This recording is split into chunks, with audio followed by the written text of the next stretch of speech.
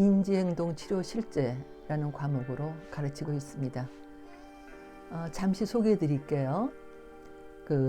사람들이 살아가는 동안에 겪는 어려움이나 또 어떤 성격적인 것이 어떻게 형성됐을까 하는데, 인지행동 치료 실제에서는 그 인지가 정서나 행동에 많이 관여한다고 하는 전제를 갖고 있습니다. 또 하나는 이러한 생각을 우리가 관찰할 수가 있고 또 변화시킬 수 있다고 하는 전제를 갖고요.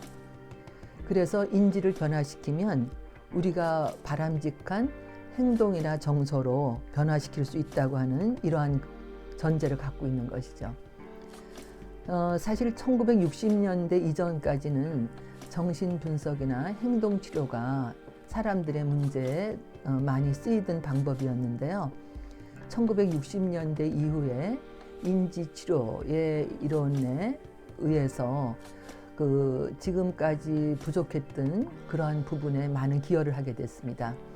다시 말하면 사람들의 행동이 바깥으로 보이는 행동뿐 아니라 어떤 머릿속의 행동이라고 보면 어떨까요? 내현적인 행동을 변화시키게 되면 외현적인 행동까지도 변화시킬 수 있다고 하는 이러한 증거들이 나왔기 때문이죠. 계속해서 발전해서 1980년대 이후에는 지금 많은 분야에서 인지행동 치료가 지금 쓰이고 있습니다.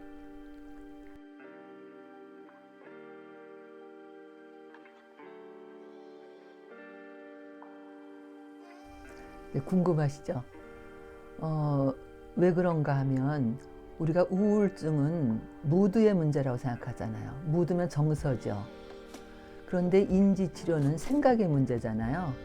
어떻게 이 정서의 문제를 생각의 문제로 보면서 접근할 수 있는가 하는 것이었어요.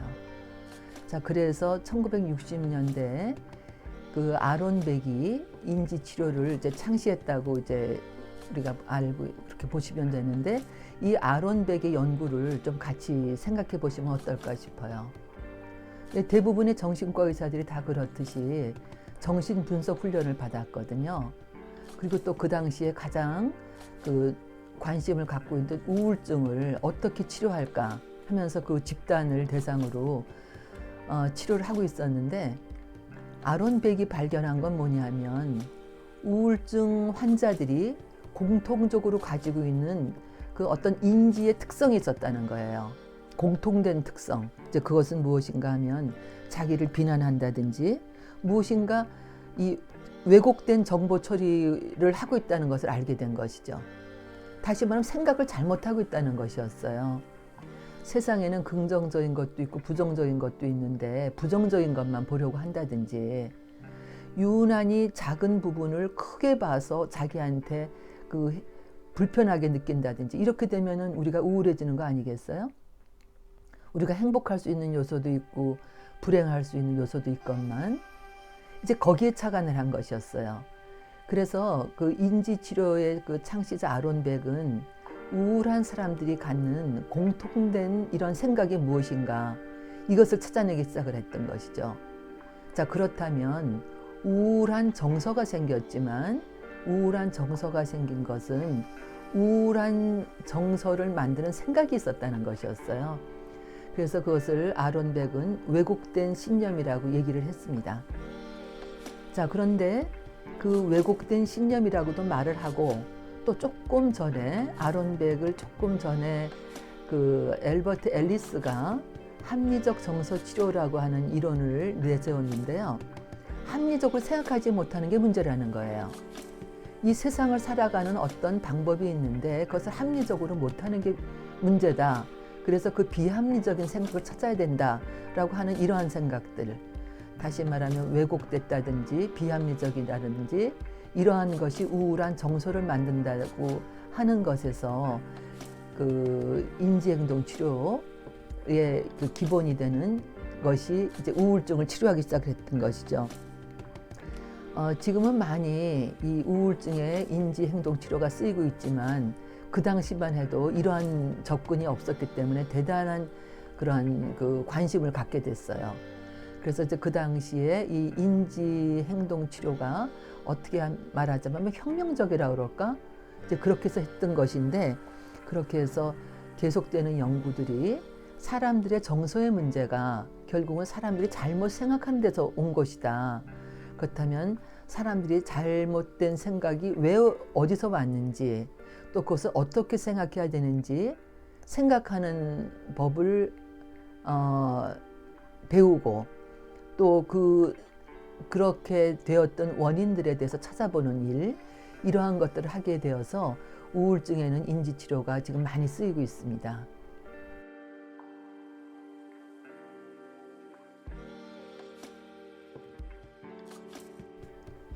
저희는 바꿀 수 있다고 생각해서 상담하는 거거든요. 예, 그러면 좋은 성격으로 바꾼다는 건 뭐고, 성격을 어떻게 바꿀 수 있을까? 제가 믿는 대로 좀 정리를 해보도록 할게요. 어떻게 보면 단기적으로는 변하지 않는 것 같아요. 그러나 장기적으로는 변화해 가는 것이거든요. 또 우리가 유전적으로 갖고 있는 것은 별로 변하지 않는 것 같지만 또 학습한 것으로는 변해 가기도 하거든요. 이러한 여러 가지 것들이 있어서 성격을 바꾼다, 안 바꾼다 하는 이런 의미는 참 어렵기는 하지만 이 정도로 생각하면 어떨까요? 성격을 어떤 그 건물이라고 봤을 때 건물의 골조 자체를 변화시키는 건 어렵겠죠. 그러나 내부 구조, 어떤 사소한 인테리어부터 바꾸는 건 할 수 있단 말이죠. 자, 그렇다면 성격을 바꾸고 싶을 때 사람들은 무엇을 바꾸고 싶은지를 알고 있어요. 그렇다면 그것을 찾는 것이 참 중요한데, 사람들이 지금 내 성격, 내가 가지고 있는 것들은 사실은 필요에 의해서 만들어졌겠죠. 세상 살아가면서 사람들은 세상에 잘 적응하기 위해서 나름대로 만든 방법들이 있단 말이죠. 거기에 또 생각이 있어요. 어떠한 생각에 의해서 그렇게 만들어져 갔다는 것이죠. 참 기가 막힌 거는 사람들은 어릴 때부터 과학자 같아요. 과학자 같아서 세상의 사물들을 보면서 관찰하고요. 또 그 관찰해서 이것이 나한테 유리한가 불리한가 판단하고요. 그래서 내가 어떻게 행동할까 결정을 내리는 대단한 존재들이란 말이죠. 자, 그렇다면 이러한 자기 스스로의 생각에 의해서 나의 성격이 만들어졌다면, 이러한 만들어진 생각이 잘못됐다는 걸 알면 또 바꿀 수도 있지 않겠어요? 자, 그래서 성격을 바꿀 수가 있다면 이러한 성격이 왜 만들어졌는지를 파악하고, 또 이러한 것이 무엇을 근거로 했을까를 알게 되면 더 좋은 근거를 갖고 오면 바꿀 수가 있는 것이겠죠. 그래서 나한테 내 속으로 혼자 하는 말들, 내적인 대화라고 그래요. 내적인 대화, 또는 아니면 혼자 중얼거리는 거, 이러한 것들이 나를 지금 어떻게 평가하고 있나 하는 것들을 잘 살펴보게 되면 성격이 좋은 방향으로 바뀌어갈 수 있다는 것이죠.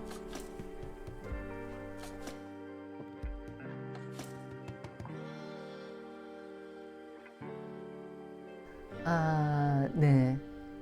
저는 사람들이 뭘 함께 할 때 힘이 나는 것 같아요. 요즘 이 코로나로 힘든 거 그거 아니겠어요? 같이 만나고 싶은데 만나지 못하고, 동아리 활동 하고 싶은데 못하는 거. 만나고 싶어요. 또 같이 하고 싶어요. 저는 특히 이제 학교에서 이렇게 우리 교수님들과 만나고 또 동료들과 만나면서 이런 만남을 좀 유지할 수 있는 기회를 좀 가지셨으면 하는 생각을 하는 거죠. 그러면 도반이라는 말이 있거든요. 도반. 저는 그 말을 참 좋아하는데, 우리 인생의 길을 가잖아요. 인생의 길을 가는데 친구가 있으면 참 도움이 된다는 말, 도반. 걷기를 할 때도 혼자 걸을 때도 유익하지만 같이 걸어가면서. 자, 그래서 그 도반을 만나는 경험, 만드는 경험을 하시면 어떨까 여러분들 권해드리고 싶거든요. 구체적으로 저는 스터디 그룹을 좀 하시면 어떨까 싶어요. 혼자 공부하는 거랑 또 달라요. 4명이 모이면 같은 책을 읽더라도 네 사람의 의견이 모여지거든요. 그렇게 되면 대단히 풍성해져요. 이미 여러분들이 학교에 들어오실 때는 이런 학문에 관심을 갖고 오신 분들 아니겠어요. 그래서 어떠한 책을 같이 한다든지 같이 읽어가는 거죠. 뭐 책뿐이겠어요? 뭐 여러 가지 문화 활동으로도 넓힐 수가 있고, 그래서 여러분들이 이미 이렇게 모여진 이곳에 모여주신 여러분들이 도반을 만들고 또 도반과 함께하는 활동으로 스터디 그룹 같은 것을 추천해 드리고 싶습니다.